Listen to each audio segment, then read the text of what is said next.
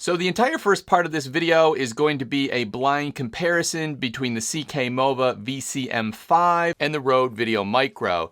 And the Rode VideoMicro is really the microphone that started this category and has long been the king of this category. And so for videos when I'm looking at these little new shotgun microphones, that really to me is the first microphone I go to as a reference mic so that you can compare the audio quality of the new mic and what is really considered the king of the budget little mini shotgun microphones. And the VCM5 is a slightly different form factor than the other sort of mini shotgun microphones in this category. It's a little bit longer, it's a little bit wider. It really has quite a premium feel to it, which I was quite surprised about. It also has a headphone jack in the back of the microphone.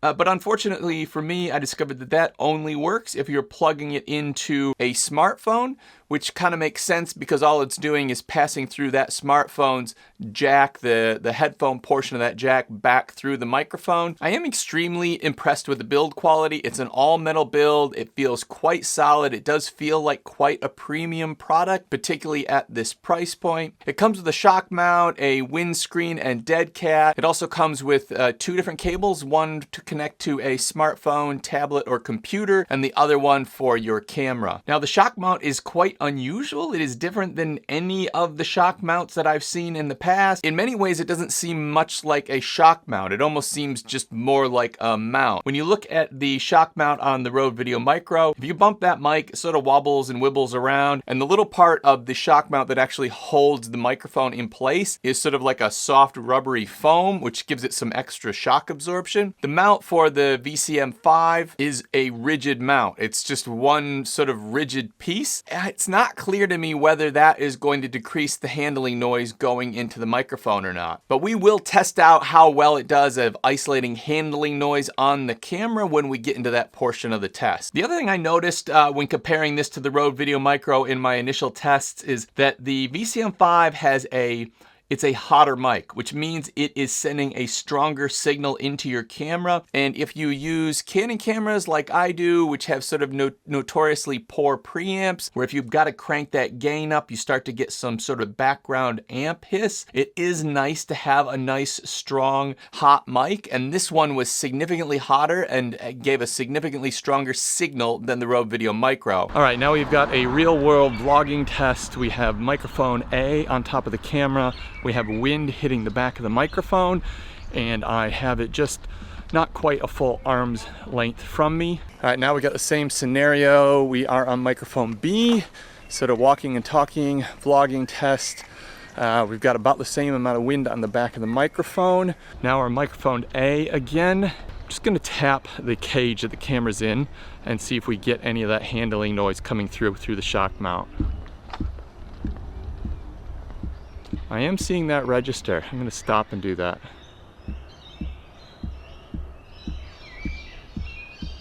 Now we're microphone B. I'm just going to tap the cage.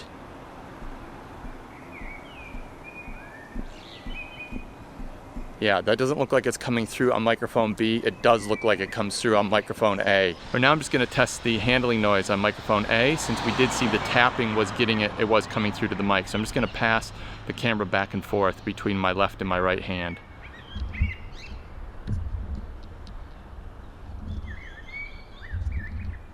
All right, now the same handling test on microphone B.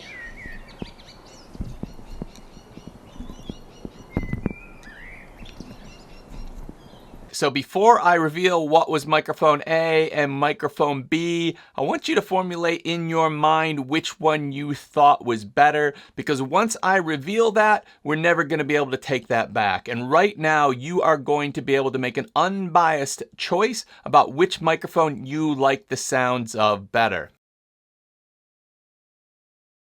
Now, just for reference, I'm going to give you an audio comparison to some of the other popular mics around this price point and in this mini shotgun category. And now I've just swapped the Rode VideoMicro out for the Deity D4 Mini. And the Deity D4 Mini is a microphone that I recommend a lot nowadays. I think it's a very high quality microphone. It's very versatile. It comes with both cables. It has an input port, has a number of features that the other microphones in this price category don't have. But beyond that, one of the most important things is what you think think of the sound. So this gives you an opportunity to compare back to back how the sound of the Deity D4 Mini is compared to the new CKMOVA VCM5. And now I've just swapped on the Boya BY-MM1, and this has long been the sort of most popular cheap microphone in this category.